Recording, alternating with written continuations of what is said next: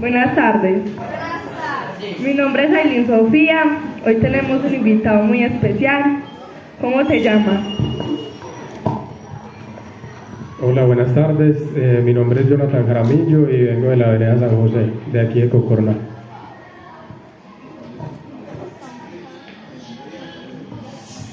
¿De dónde vienes? ¿Y cuál es el trabajo? Bueno, yo actualmente me desempeño como guía profesional. Soy guía certificado y específicamente trabajo con el tema de las aves, digamos con la observación de aves, hace más o menos unos 6-7 años.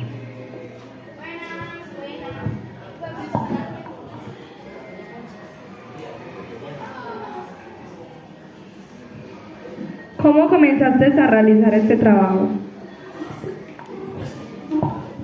Bueno, nosotros iniciamos con todo este tema de la observación de aves porque aquí en el municipio llegó a trabajar un veterinario y nosotros nos hicimos muy amigos de él.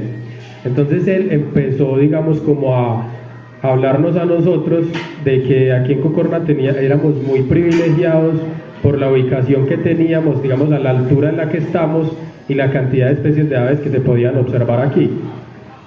Nosotros siempre hemos sido como muy apasionados por el tema del medio ambiente y dictábamos, digamos, como charlas de medio ambiente.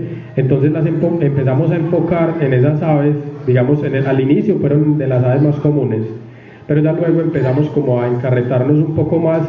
En la oficina de la Secretaría de Agricultura y Medio Ambiente necesitaban una guía de aves, entonces hicieron un pedido de una guía de aves y Durani, mi esposa que trabajaba allá, me dijo: amor, pidamos una guía de aves para nosotros. Yo le dije, pues, ¿y cuánto cuesta la guía de aves? Me dijo, vale 180.000 pesos. Entonces yo le dije, ¿por qué un libro vale tanto? Me dijo, no, es que es un libro que tiene todas las aves de Colombia. Entonces cuando yo recibí ese libro, que se hizo el pedido, porque pedimos uno para nosotros y uno para la Secretaría de Agricultura, yo empecé a observar las fotografías y yo no podía creer que existieran pues como pájaros tan bonitos. Normalmente uno, cuando digamos a estas horas del día, uno puede ver un azuleo, puede ver un sirirí, puede ver un toche, pero desde ahí fue que empezó como toda esa historia, ¿cierto? Empezamos con la guía de aves y me sorprendió mucho porque yo empecé a ver las aves que estaban ahí en ese libro, a identificarlas y realmente eran tal cual estaban ahí ilustradas, porque la mayoría de guías de aves son ilustradas, o sea, no son con fotografías. Y la guía que yo inclusive la traje, ahorita se la voy a mostrar, que nosotros utilizamos es de un autor que se llama Fernando Ayerbe, que es del Cauca, y él solamente sabe ilustrar aves, no sabe ilustrar ningún otro tipo de pájaro. Entonces me sorprendió muchísimo toda esa biodiversidad que tenemos y me impactó demasiado ir conociendo como acerca de esas aves. ¿Qué te inspira a realizar ese trabajo? Entonces, digamos que empezó como todo el tema de la pandemia, que fue más o menos en el año 2020, y cuando empieza la pandemia, nosotros ya teníamos una finca que es aquí en la vereda San José y nosotros tomamos la decisión de salir del pueblo y volver al campo. Entonces cuando nos volvemos a la finca, empezamos a hacer todas esas observaciones y como a volvernos más sensibles con la vista y con el oído, porque yo no sé si ustedes sabían, pero por ejemplo nosotros los observadores no solamente uno puede ver con los ojos sino con los oídos. Entonces cuando yo camino por cualquier parte siempre estoy escuchando todo lo que canta alrededor y yo, digamos, puedo identificar las aves, o uno llega a ese punto de poder identificar las aves sin necesidad de verlas, sino que si yo sé que está cantando, digamos, aquí está cantando un carpintero, el buchipecoso, allí está cantando X ave, ¿cierto? Entonces así, digamos, uno puede aumentar el nivel de observación y tener una mayor sensibilidad. Entonces, como estaba conectado este ejercicio con todo lo que nosotros hacemos, trabajo con medio ambiente, nos empezamos a apasionar y a querer de que la gente, o sea, personas como ustedes, conozcan toda esta biodiversidad. Entonces siempre ha sido como el interés poder mostrarle a la gente todo lo que nos rodea. Solo que para eso tenemos que levantarnos muy temprano y hay personas que no les gusta madrugar. Entonces, por eso se pierden la sinfonía del amanecer, que es como el canto que ellos empiezan a hacer en la mañana, entre las 5:30 y 7 más o menos de la mañana o antes. Es como los mejores momentos para hacer observación de aves o en horas de la tarde. Entonces eso nos ha inspirado muchísimo, aparte pues porque las aves han sido un motivo de inspiración para muchos artistas, poetas, escritores, mucha gente que se ha inspirado. De hecho, por ejemplo, si ustedes saben, los aviones y todo lo que puede hacer el hombre, digamos, en estos momentos, fue tratando de imitar también a las aves. Entonces esa posibilidad de poder volar y poder entender y comprender y entrar en ese mundo es como si se abriera una puerta que lo lleva a uno como a conocer y entender otras cosas. Por ejemplo, yo empecé con las aves, pero yo en estos momentos ya sé acerca de serpientes, de árboles, de plantas, porque todo eso va conectado. Y también de mamíferos, pero lo que pasa es que lo importante y lo más teso de trabajar con aves es que ellas siempre están ahí, están en todas partes. Si salimos a buscar serpientes, difícilmente vamos a encontrar una, ¿cierto? O un mamífero, pero las aves es muy fácil trabajar con ellas porque siempre están ahí.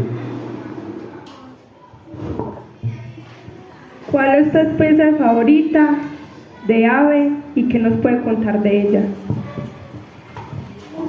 Bueno, aquí en Cocorná, en el año 2019 se hizo un estudio que se llama el Sistema Local de Áreas Protegidas. No sé si de pronto en medio de esta investigación ustedes han hablado del tema, porque ese estudio fue muy importante. Hay pocos municipios en Antioquia que tienen SILAP. SILAP significa Sistema Local de Áreas Protegidas. Y si quiero me permiten, yo saco unas fichas para mostrarles que tienen que ver con ese SILAP.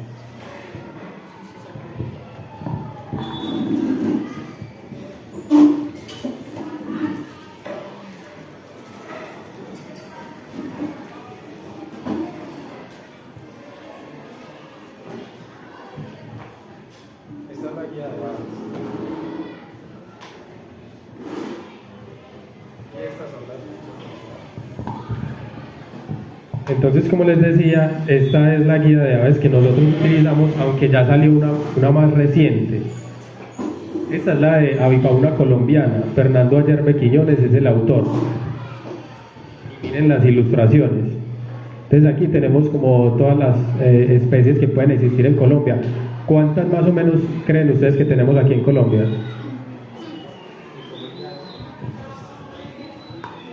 Alguien que nos dé un dato, una aproximación. Más o menos 2000. Por ejemplo, la última guía de Fernando Ayerbe tiene 2016 especies y en el mundo aproximadamente son 10.000. O sea que tenemos el 20% de las aves de todo el mundo. Por eso de todas partes del mundo vienen personas a ver aves aquí en Colombia, porque en una mañana, por ejemplo en una ruta como esta, el Palacio de los Frijoles, digamos bajando como hacia el 8, que es donde está la PCH Popal, que es una pequeña central hidroeléctrica que hay ubicada ahí, en esa ruta uno en una mañana puede observar más o menos 100 especies, de 80 a 100 especies en una mañana. Eso en ningún otro país es posible. Por ejemplo, tengo un amigo que está pajareando en Canadá, allá salieron a pajarear y en una mañana lograron registrar 10, 15 especies, ¿cierto? Entonces imagínense la cantidad de especies que tenemos. Y lo que les estaba comentando acerca del SILAP es que estas fichas tienen los valores objeto de conservación de Cocorná.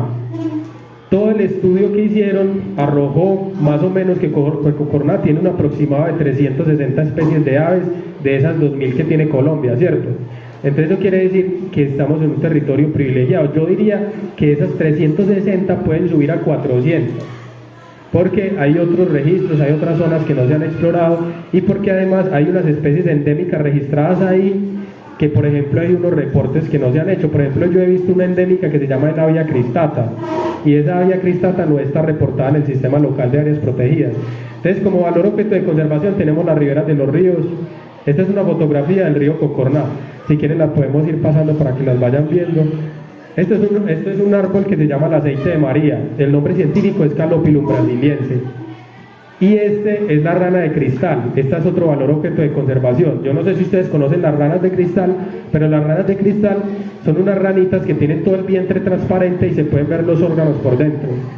Se llama Sachatamia electrops. Y este es el tití gris, que se llama Saginus leucopus. Hace poquito cambió el nombre científico, se llama Oedipomidas leucopus. Y como la pregunta era acerca de la especie que más me gustaba a mí, es esta, se llama el Capito Hipoleucus, que es una especie que está en vía de extinción y que nosotros la podemos ver fácilmente, digamos, en toda esta zona del Magdalena Medio, pero tiene una distribución muy restringida. O sea, me imagino que ustedes en esta investigación han hablado acerca de las aplicaciones de aves, ¿cierto? Hay una que se llama Merlin y hay otra que se llama Eber. Cuando le das clic y buscas Capito Hipoleucus en Eber, ahí muestra la distribución. Es una distribución muy pequeña en el mapa de Colombia. Quiere decir que en todo el mundo solamente se puede ver en esta zona del Magdalena ese capito. Y por ejemplo a mi casa llega casi todos los días en la mañana. Entonces es un privilegio que inclusive hay personas que pagan miles de dólares solamente por ver esa especie.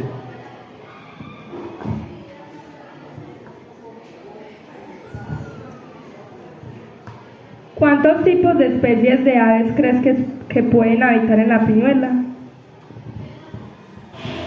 La Piñuela está catalogado como un hotspot. ¿Ustedes saben qué es un hotspot? Un hotspot es como una zona, digamos, con alta biodiversidad.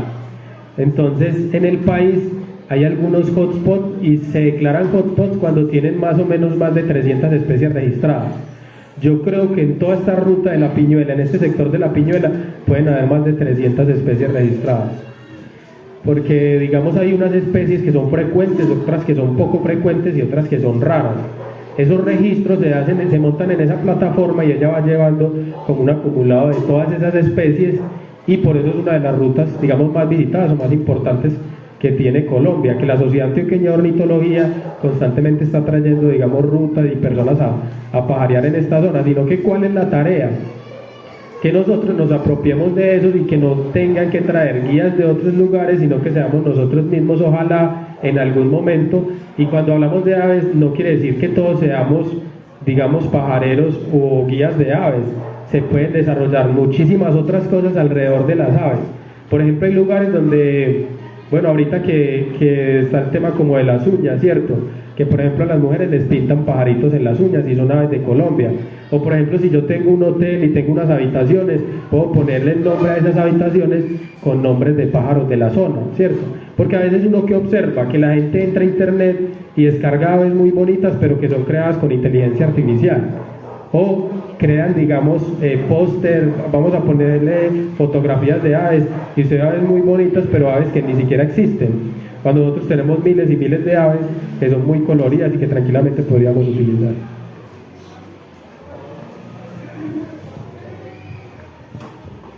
¿Existen en nuestro entorno cercano especies de aves en vía de extinción? Sí, por ejemplo, seguramente doña Oli les comentó que ellos tuvieron un registro muy importante, pues digamos, algunos registros importantes que han tenido.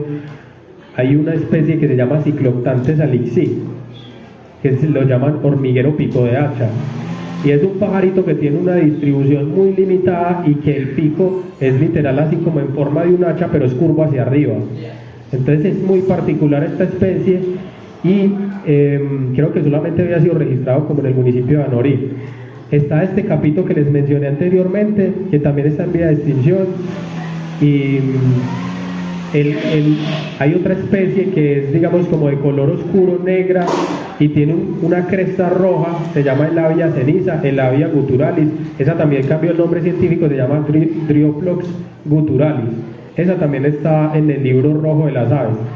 En todos los países y en todos los lugares hay un libro, pues este no es, sino que tiene la pasta roja, que se llama el libro rojo de las aves. El libro rojo de las aves es un libro donde están todas las especies que tienen cierto riesgo, y hay una institución que se llama la IUCN que se encarga de categorizar esas especies. Entonces hay unas que están vulnerables, en peligro crítico, y bueno, eso tiene como unas calificaciones, pero por ejemplo aquí en esta zona del Magdalena, por ejemplo en los cañones del Santo Domingo, eso hace muchos años se llamaba el río Mocuná, que ahorita se llama el río Santo Domingo. Y Mocuná, en lenguaje pantágora, significaba el Valle de las Gallinas, porque había muchos pavos y muchos paujiles. Entonces ahorita hay una especie que está en peligro crítico de extinción, que es el paujil de pico azul. No sé si lo habían escuchado. El nombre científico es Crax alberti. Ese paujil, por ejemplo, se están desarrollando muchos proyectos de conservación para poder que esas poblaciones se recuperen, porque ellos se reproducen muy poco.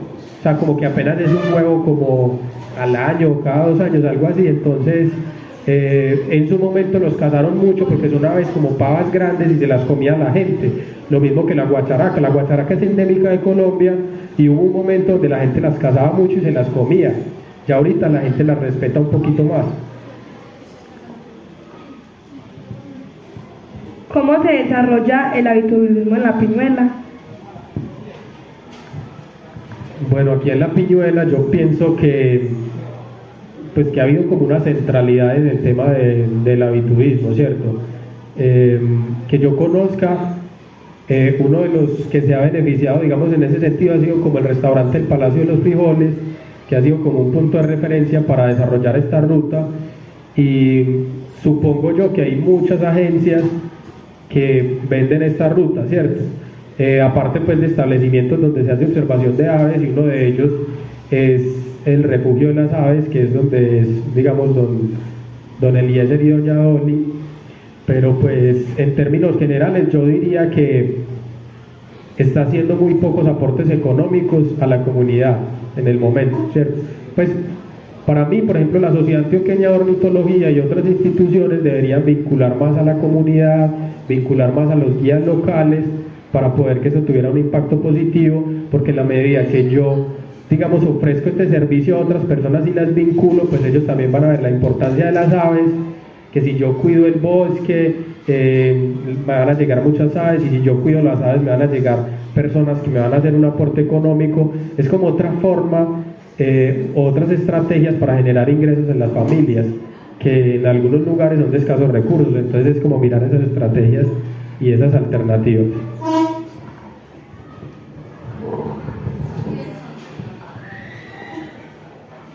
¿Cuántas personas llegan a hacer avistamiento anualmente?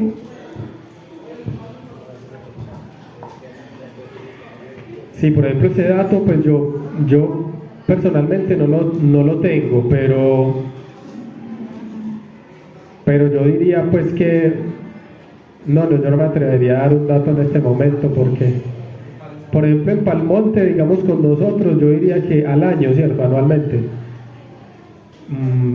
porque es que es un público muy específico, por ahí unas 80 personas, y eso que nosotros intentamos trabajar con personas que no son observadoras, porque a veces la gente cree que eso es una actividad muy científica, que es por allá de la gente que estudia, y realmente la observación de aves la puede hacer cualquier persona desde cualquier parte.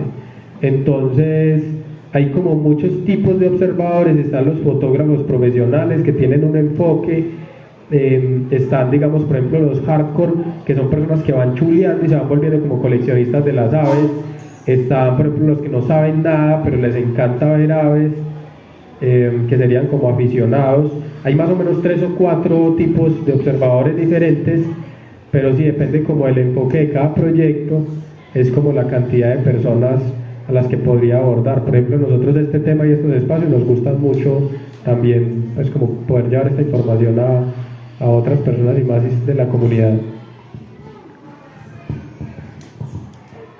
¿Cómo lograron crear un entorno que atrajera a distintas especies de aves? Bueno, ahí, digamos, nosotros inicialmente cuando teníamos la finca solamente eran 300 metros cuadrados. Entonces construimos un alojamiento que tiene 3 pisos. El primer piso vivimos nosotros, en el segundo hay unas habitaciones, una que se llama monte, otra que se llama barro y otra que se llama tejido. Y el tercer piso es como una terraza en donde tenemos una vista de 360 grados para poder observar en el mismo nivel de las copas de los árboles, que están altos, todas estas especies. Entonces en una mañana en Palmonte nosotros podemos registrar más o menos de 50 o 60 puntos, 60 aves, perdón, en una observación estacionaria. ¿Qué significa eso? Hay 2 tipos de observación, con desplazamiento, y hay otra observación que es estacionaria. Entonces estacionario quiere decir que no nos vamos a mover desde esa terraza y vamos a escuchar todo lo que canta y todo lo que se mueva alrededor de esa terraza. Más o menos 50 o 60 especies en una actividad que puede durar 2-3 horas. Entonces, ¿cómo es la pregunta? ¿Me repites, por favor? Ah, sí, entonces digamos que nosotros iniciamos con esos 300 metros cuadrados y hace más o menos un año compramos 2.700 metros más con un parchecito de bosque que limita con una quebrada, y ese parche de bosque lo estamos reforestando pues con algunas especies que atraen aves. Y por ejemplo, una de las especies más importantes es el yarumo. El yarumo da como unos dedos que vienen a ser como los frutos del yarumo, y esos deditos se los comen las aves y llegan también atraídas porque el yarumo atrae ciertas hormigas, entonces llegan trepatroncos, llevan muchas especies atraídas, digamos, como por todos esos frutos. Y hay algunos árboles que, por ejemplo, a nosotros puede que no nos den frutos, digamos, como para comer, pero que dan unas semillitas que son muy pequeñas, que son muy importantes para las aves, el lingüito, bueno, hay muchas especies, hay uno que le llaman cacho de vaca, bueno, hay una cantidad de especies de árboles que son muy importantes para atraer estas especies. También los ficus dan unas pepitas que los atraen mucho, y sembrar mucha floración, heliconias, muchas especies de plantas que atraen colibríes. Ese ha sido como el enfoque más o menos de nosotros para poder tener pues como la disponibilidad. Entonces tenemos parche, digamos, espacios abiertos para observar en la margen derecha, donde hay potreros, pero el bosque, digamos, que tiene varios estratos, estrato bajo, estrato medio, estrato alto. Hay especies que solamente se mueven en esos estratos, entonces hay especies que solo se mueven en el estrato bajo, nunca van a subir, y hay otras especies que nunca las va a usted a ver bajitas. Entonces tener como esas condiciones es muy importante. Además el clima de Concorná es muy propicio también porque es una transición ahí. ¿Cómo cree que la actividad que usted realiza contribuye con el desarrollo sostenible de la Piñuela? Bueno, nosotros ahorita estamos un poco más enfocados en Palmonte, pero cuando, digamos, resulta alguna ruta en esta zona, digamos, del Cañón de Santo Domingo, en esta zona de lo que es la Piñuela, lo que hacemos es como contratar los almuerzos o los refrigerios, digamos, como con las comunidades o con personas pues como de la zona, y de esa forma pues como que vamos vinculando también a la gente, y ese ha sido como el trabajo, pues como el enfoque, como hacer un turismo más comunitario y tener como esa alianza con la gente. Por ejemplo, cuando llega un turista hay un derrame económico, porque este turista no solamente necesita, digamos, el servicio de observación como tal, sino que requiere un servicio de transporte, requiere servicio de alimentación, requiere servicio de alojamiento. Entonces, ¿cómo uno puede vincular a la gente en todos esos servicios? Muchas veces ellos quieren llevar algún recuerdo para sus países, o quieren llevar, digamos, como algo para sus familias. Por ejemplo, nosotros tenemos una tiendita local donde tenemos, digamos, productos de la zona, por ejemplo, café, cacao, panela, y son cosas que la gente valora muchísimo porque son procesos artesanales. A veces la gente se va más por procesos industriales, pero ahorita, digamos, la conciencia ha ido girando hacia, digamos, procesos más artesanales, que en última representan también un bienestar para la gente porque son más sanos y más naturales también. Entonces es como un plus también que la gente pueda llevar el café de Colombia tiene, digamos, mucha fama a nivel internacional. Entonces, pues de esa forma también nosotros impactamos como que otros proyectos, ¿cierto?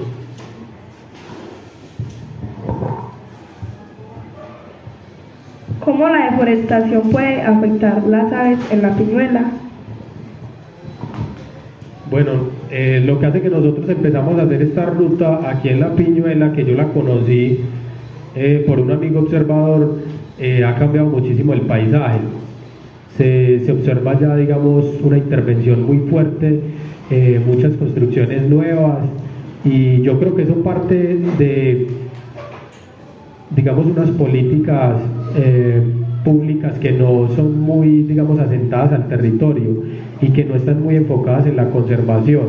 A pesar de que tenemos el SILA, pues ha faltado voluntad política, digamos, para que se desarrollen acciones que puedan preservar, que puedan ir enfocadas en la conservación y que se puedan proteger, porque, digamos, hay unos fenómenos que vienen avanzando muy fuerte, por ejemplo, el tema inmobiliario. Aquí en Cocorná actualmente hay demasiadas parcelaciones. Y eso sucede porque el metro cuadrado de tierra, digamos, en el altiplano y en Medellín está muy costoso, entonces la gente empieza a moverse hacia el oriente lejano, que seríamos nosotros, San Francisco, San Luis, que son las zonas mejor conservadas y que más agua tienen. Porque, por ejemplo, en Río Negro y en Marinilla hay urbanizaciones que al día de hoy no se pueden entregar porque no tienen disposición de agua. Entonces, digamos que esa presión inmobiliaria hace que existan intervenciones muy fuertes, que las fuentes de agua se empiecen a, digamos, a contaminar, ¿cierto? A cambiar su calidad de agua, a generarse microclimas, y pues esto de alguna u otra forma también va afectando las especies, porque donde compra una persona una finca, hay un concepto de finca de la gente que viene de afuera, y es que quiere tener, digamos, como la finca, primero quieren un lugar plano, que sea en un lugar plano, y segundo, que sea como el césped, como tipo americano, que no tenga, digamos, ni un solo arbolito, y aparte de eso siembran árboles que son traídos de afuera, o sea, ni siquiera especies nativas. Por ejemplo, yo no sé si ustedes han visto el eugenio, en muchas de las fincas la gente siembra eugenios, y eso es una especie traída de afuera, por ejemplo. Entonces desde ahí ya estamos teniendo un impacto muy fuerte, porque no estamos sembrando lo que es de nosotros, y aparte de eso estamos modificando el paisaje, y hay muchos mitos alrededor de los árboles. Entonces la gente dice, ese árbol lo tenemos que mochar porque eso trae rayos, o ese árbol me está dañando la señal del internet, o ese árbol me genera muchas hojas, entonces lo voy a cortar. Entonces hay una cantidad de mitos alrededor que hacen que la gente quiera constantemente estar modificando el paisaje, y que solamente quiera tener como su potrero, ¿cierto? Como su zona libre. Y bueno, está bien tener un área libre, pero también, digamos, como conservar. Y yo pienso que eso en parte es porque a las personas no les han enseñado a vivir del monte. Por eso el proyecto de nosotros se llama Pal Monte, porque es una invitación a volver al monte. Yo siento que la gente le tiene mucho miedo al monte, porque nos han infundido muchos miedos. Por ejemplo, las serpientes. La gente sueña con serpientes y es una pesadilla, pero realmente, ¿cuántas serpientes de todas las serpientes que hay son venenosas? Entonces es como empezar a eliminar todos esos mitos y todas esas cosas que hay, porque realmente si usted va en Japón al médico, el médico le dice, usted lo que necesita es naturaleza, váyase para la naturaleza. Le recomiendan a la gente eso, y ahorita hay cosas que están de moda, como por ejemplo un baño de bosque, y la gente se va y se mete al bosque, y eso resulta, digamos, teniendo unas repercusiones también en la salud, que digamos que son muy positivas también. Entonces desde ahí yo siento que sí se ha fragmentado muchísimo el bosque y se van perdiendo todos esos corredores ecológicos, porque de hecho aquí en Cocorná tenemos corredores de felinos, y para que esos felinos se conserven y puedan permanecer necesitan unos corredores y unas zonas boscosas muy extensas. ¿Reciben algún apoyo de alguna entidad ambiental? No, nosotros, digamos, muchas de las estrategias que utilizamos, que por ejemplo a veces damos talleres sobre aves en algunas escuelas rurales, son pues, digamos, como de voluntad propia de nosotros, aunque una vez sí ejecutamos un proyecto con una institución que se llama Conciudadanía, que tenían como una línea ambiental. Entonces por ahí formulamos un proyecto, presentamos este año un proyecto al Ministerio de Turismo, al Ministerio de Cultura, y no pasó. Quedó habilitado el proyecto, pero no pasó. Y ya digamos que en cuanto a temas de recursos, pues ahorita estamos participando de otro proyecto que tiene que ver con entre el río y la montaña, que es como con Prodepaz, una institución ahí. Y también ahorita estamos en el proceso como de hacer parte de negocios verdes, que tiene que ver como con Cornare, pero digamos que más bien poco pues ha sido como el apoyo en temas de educación ambiental. Bueno, este año también ejecutamos un proyecto en observación de aves con la Junta de Acción Comunal de los Potreros, y fue muy bonito porque visitamos varios territorios y pues uno también aprende de la gente, de la forma en cómo ellos llaman a las aves. ¿Cómo los habitantes de La Peñuela pueden contribuir al cuidado de los ecosistemas de las aves? Bueno, yo pienso que todos podemos aportar. Yo pienso que una de las medidas más drásticas es, digamos, revisar qué tipo de consumos estamos teniendo, y porque muchas veces la gente habla del reciclaje, pero yo pienso que el reciclaje en últimas no es la solución. Hay que empezar a manejar ciertos temas y a mirar, pues, como que es cierto, el tema de la ropa que estamos usando. Por ejemplo, hay gente que por ejemplo ahorita está muy de moda también, y muy bueno que se ponga de moda, digamos, utilizar ropa de segunda, que no normalmente siempre tenemos que comprar y comprar y comprar y consumir, porque en últimas lo que hacemos es saturar los ecosistemas de basura. Ya toda esta basura que estamos produciendo aquí va a dar a los ríos y luego se transporta por medio de los ríos a los mares, y pues hay lugares que ya son insostenibles y que son, digamos, literalmente pues basureros al aire libre inmensos. Entonces desde ahí yo pienso que había un aporte muy importante. Ya lo otro es como motivar también a nuestros padres a conservar, a cuidar el bosque, y yo creo que hay muchísimas acciones que pueden contribuir a que las aves sigan permaneciendo en el ecosistema, por mencionar solamente unas cuantas ahí. ¿Cómo podemos ayudar a todas las especies de aves, incluso a las que están en vía de extinción? Por ahí había una frase que decía que el mejor momento para sembrar un árbol es hoy, porque muchas veces la gente dice, sí, en algún momento sembraré un árbol, ¿cierto? Pero si lo sembramos ya hoy, ya le empieza como a desarrollarse, ¿cierto?